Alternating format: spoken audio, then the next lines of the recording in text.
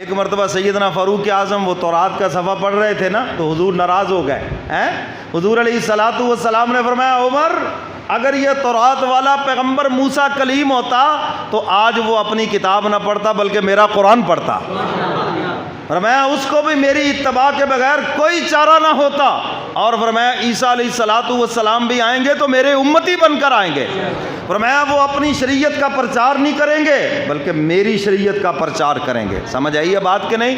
تو حق تعالیٰ نے نبیوں سے وعدہ لیا اگر تمہارے دور میں میرا محبوب آ جائے تمہاری امامت بھی ختم، تمہاری قیادت بھی ختم، میرے محبوب کی نبوت و عظمت کا ڈنکا بجے گا۔ سب کہہ دو سبحان اللہ۔ فرمایا ثم جاءکم رسول، تم سب کے بعد میرا محبوب آئے گا تو بعد میں، لیکن شان میں سب سے آگے ہوگا، مقام میں سب سے آگے ہوگا، مرتبے میں سب سے آگے ہوگا۔ فرمایا اس محبوب کی نبوت و رسالت پر تم نبیوں کو ایمان لانا ضروری ہے۔ تو اس سے یہ مسئلہ بھی حل ہو گیا کہ بعد میں آنے سے شان میں کمی نہیں ہوتی، بعد میں آنے سے شان میں، حضور بعد میں آئے لیکن شان میں سب سے آگے، تو سیدنا علی مرتضیٰ بھی اگر بعد میں آگے تو شان میں کمی۔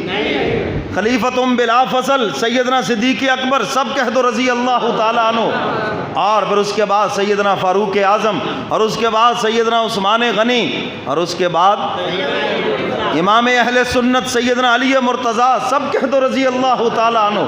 تو بعد میں آئے تو شان میں کمی نہیں، شان امتیازی ہے ان کی۔ ہاں اللہ نے ان کو جو مقام اور مرتبہ عطا فرمایا، اللہ اکبر، علی کے تو خاندان کو بھی اللہ نے بڑا مرتبہ عطا فرمایا۔ علی کے بیٹے سیدہ شباب اہل الجنہ، جو جنت کے جوانوں کے سردار ہے، علی کی بیوی سیدہ فاطمہ الزہرا جنت کی جوان عورتوں کی سردار ہے، اور جو علی کا سسر ہے وہ پوری کائنات کا سردار ہے، اور سیدنا علی مرتضیٰ پوری دنیا کے اتقیاء صوفیاء جتنے بھی صلحاء ہیں سب کے سردار ہیں۔ یہ جتنے بھی سلسلے ہیں، چشتیہ، نقشبندیہ، سہروردیہ، قادریہ، سب سیدنا علی مرتضیٰ پہ جا کے ختم ہوتے ہیں۔ سب کا شجرہ نسب پڑھ لیں، حضرت حسن بصری کے بعد پھر آگے جا کر سیدنا علی مرتضیٰ، اور سیدنا علی مرتضیٰ حضور سے بیعت ہیں، کہہ دو سبحان اللہ۔ تو پوری دنیا کے ولیوں کے امام سیدنا علی مرتضیٰ ہے۔ تو میرے محترم سامعین، بعد میں آنے سے شان میں کمی نہیں ہوتی۔ تو اللہ فرماتے میرے پیغمبرو میرا محبوب آئے گا سب کے بعد، لیکن شان میں مقام میں سب سے آگے ہوگا۔ لَتُؤْمِنُنَّ بِهِ وَلَتَنْصُرُنَّ، وعدہ کرو میرے ساتھ، میرے محبوب کی نبوت و رسالت پر ایمان لاؤ گے، تعاون بھی کرو گے۔ سب نے وعدہ کیا، اور سب نبیوں نے اپنی اپنی امتوں سے بھی وعدہ لیا، کہہ دو سبحان اللہ۔ عیسیٰ علیہ الصلوۃ والسلام آئے تو اعلان کیا من بعد اسمہ احمد، فرمایا کہ میرے بعد جو نبی آئے گا اس کا نام احمد ہوگا۔ کیا نام ہوگا اس کا؟ احمد ہوگا، اور اس پر تم نے ایمان لانا ہے۔ یہ جو قادیانی ہے نا بے ایمان ہیں، اس نے لوگوں کو دھوکہ دیا، کہنے لگا دیکھو جی عیسیٰ علیہ الصلوۃ والسلام میری تو بات کر رہے ہیں، میں ہی تو احمد ہوں، تبھی تو میرے ماننے والے احمدی کہلاتے ہیں۔ او گامیاں کانیاں ہیں، تیرا ککھ نہ روے ہیں، بے ایمان کہیں کا قادیانی، تو کہاں وہ شاہ لولاک، کہاں وہ احمد، اور کہاں تو ملعون؟ ارے احمدی تو ہم ہیں کملی والے، پیغمبر کا کلمہ پڑھنے والے۔ حضور کا نام زمین کے اوپر محمد ہے اور آسمان کے اوپر احمد ہے، آسمان والوں کے ہاں یہ نام ہے۔ اور عیسیٰ علیہ الصلوۃ والسلام تو حضور کی بھی اشارت سنا، اور یہ ملعون کہتے نہیں جی میں ہوں۔ مولانا عطاء اللہ شاہ بخاری رحمۃ اللہ علیہ نے اس کا خوب علاج کیا ہے، سنا دوں آپ کو؟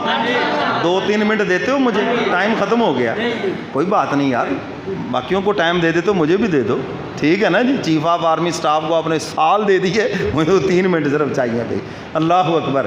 تو میرے محترم سامعین، عطاء اللہ شاہ بخاری مرزا بشیر، جسٹس مرزا بشیر کی عدالت میں پہنچے، یہ ملعون بھی آمنا سامنا ہو گیا، ملعون بھی آ گیا، اس سے پوچھا تیرا نام کیا ہے؟ کہتا جی احمد۔ انہوں نے کہا جی غلام احمد نہیں؟ انہوں نے کہا نہیں اصل نام میرا احمد ہی ہے، غلام ویسے ہی ہے، میں ہی احمد ہوں، عیسیٰ علیہ الصلوۃ والسلام نے میرا ہی نام لیا تھا، اور تبھی تو میرے ماننے والے احمدی کہلاتے ہیں۔ شاہ جی کی باری آئی، ہاں جی شاہ جی کیا نام ہے؟ شاہ جی کہتے میرا نام ہے اللہ۔ انہوں نے کہا جی آپ کا نام تو عطاء اللہ نہیں ہے؟ انہوں نے کہا نہیں یہ عطاء ویسے ہی ہے، اصل میرا نام اللہ ہی ہے، اور اللہ ہی نبیوں کو بھیجا کرتا ہے، اس کانے دجال کو میں نے نہیں بھیجا۔ یہ پتہ نہیں کہاں سے آ گیا ہے۔ میرے محترم سامعین، ختم نبوت کا مسئلہ تو اللہ نے حل کر دیا، فرمایا تم سب کے بعد میرا محبوب آئے گا۔ ثم جاءکم رسول، قرآن کی آیت یہ بتا رہی ہے کہ سب رسولوں کے بعد میرا محبوب آئے گا۔ اگر بعد میں کسی نے آنا ہوتا تو اللہ اس کا ذکر کر دیتے، کیوں جی کر دیتے نا اللہ تذکرہ۔ جب 1,24,000 یا 44,000 نبیوں کا تذکرہ کر دیا، سب کا تذکرہ کر دیا کہ تم نے آنا ہے اور تم سب کے بعد میرے محبوب نے آنا ہے، تو اگر کسی نے بعد میں بھی آنا ہوتا تو اس کا تذکرہ کر دیتے۔ کیوں جی بات سمجھ آ گئی نا؟ تو ختم نبوت کا مسئلہ تو اللہ نے عالم ارواح کے اندر حل کر دیا کہ میرے محبوب کے بعد قیامت آئے گی، نبی کوئی نہیں آئے گا۔ عیسیٰ علیہ السلام آئیں گے، حضور کے امتی بن کر آئیں گے۔ تو حضور کا تذکرہ تو بھئی عالم ارواح سے شروع ہے، زمین و آسمان یہ کائنات نہیں بنی تھی، حضور کا ذکر جاری ہے، کہہ دو سبحان اللہ۔ اور میرے کملی والے پیغمبر کے تذکرے کو کوئی مٹا بھی نہیں سکتا، کوئی دبا بھی نہیں سکتا۔ وہ ملعون جس نے حضور کی شان میں گستاخی کی، کارٹون بنائے، دیکھا پھر کیسے دنیا نے کہ جہنم کے اندر جلا ہے۔ اور اس دن تم نے واٹس ایپ بند کیا، اس دن تم نے سوشل میڈیا بند کیا، فیس بک بند کر دی، دنیا کو پتہ نہ چلے، دنیا کا میڈیا خاموش ہو جائے تاکہ دنیا کو پتہ نہ چلے۔ وہ ملعون جہنم رسید ہو گیا جس کے اتنے باڈی گارڈ تھے، آگے پیچھے جس کے جناب پولیس تھی۔ اللہ کہتے میرے لیے کیا مشکل ہے، میں نے جو اسرائیل کو بھیجنا ہے، اللہ اکبر۔ وہ ابو جہل کے بھی ارد گرد بڑا دستہ تھا نا، ہاں حفاظت کر رہا ہے فوج کا دستہ۔ تو معوذ اور معاذ نے کہا تھا مگر وہ کب تک روکے رکھے گا اسرائیل کا رستہ، کب تک روکے گا؟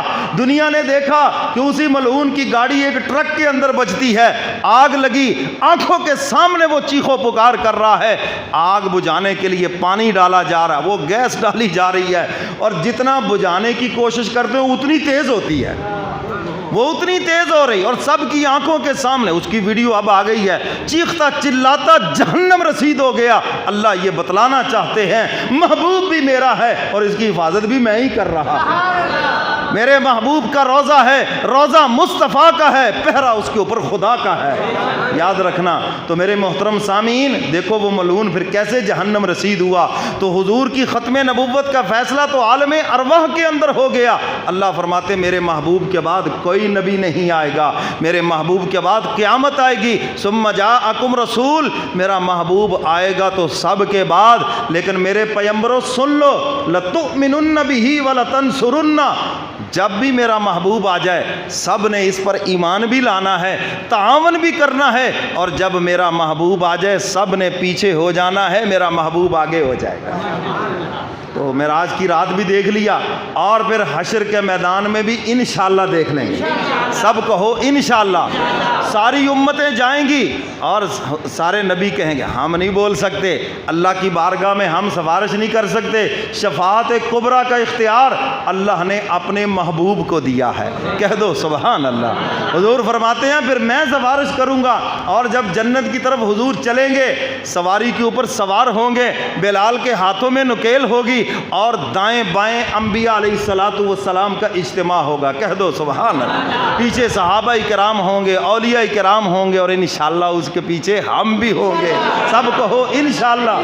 جو جنہوں نے حضور کا کلمہ پڑھا، جو حضور کے غلام ہیں اور ساری زندگی یہ کوشش کرتے رہے کہ ہم حضور کے نقش قدم پہ چلیں، حضور کی اتباع کریں، انشاءاللہ وہ جس مسلک کے بھی ہوئے وہ بھی سارے کے سارے پیچھے ہوں گے۔ اور پھر اس دن پتہ چلے گا کہ اللہ نے جو اپنے محبوب کی قیادت کا اور اپنے محبوب کے لیے جو وعدہ لیا ہے، اب وہ چیز پوری انسانیت اپنی آنکھوں سے دیکھ لے گی۔ اللہ مجھے اور آپ کو قرآن و سنت پہ عمل